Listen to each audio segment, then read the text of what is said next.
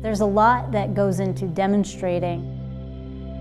The skydive is just a small piece of the display that you're making. And then once you get out, your instincts take over that you've trained this and you know how to do it, and then it's generally not scary anymore. 13 years, this is the beginning of my 14th year. The choices that I had made prior set it up for me a little bit. Ended up joining the reserve. And then when I was in college, I started skydiving as a civilian. And then when I found out about the team and that I could skydive for the Army, it seemed like a great opportunity that I had to look into. When I got back from basic training, I wanted to celebrate being an adult, and I had a skydiver in one of my classes, and so I chatted with her a little bit, and since I had a little bit of background in it, that's the route I ended up going. I went through the ground school that you go through. I did my first jump. It went terribly.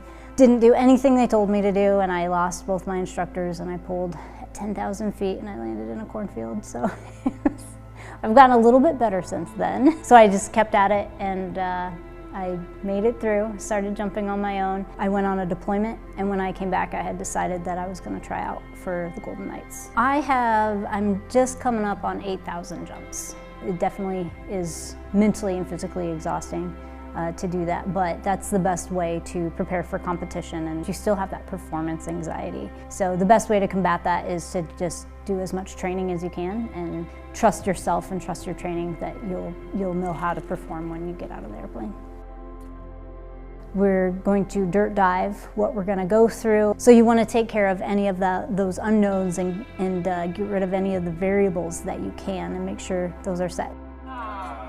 We'll do our pin checks to make sure everything is where it needs to be on the rig and you didn't bump it in a certain way. Then we go ahead and get on the bus. We also go over what we're going to do again, and then when we get out to the plane, we do another pin check and we'll dirt dive everything again. And then get on the plane, we'll do our final pin check, and then we can visualize and get ready for what we're going to do in the sky. When I originally came to the team, I was on the gold demonstration team. We had some semblance of that ritual, and then it evolves as people come through and switch out, and then they change things.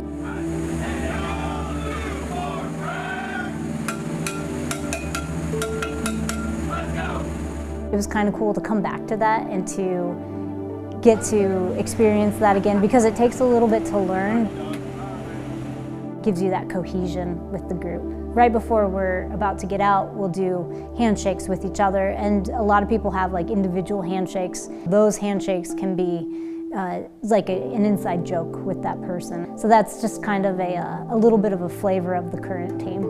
It's almost like learning a new language. Flying it's like a body language that you have to learn. I'm chasing that feeling of when I know what I'm doing without thinking about it, and the aircraft can become like an extension of me.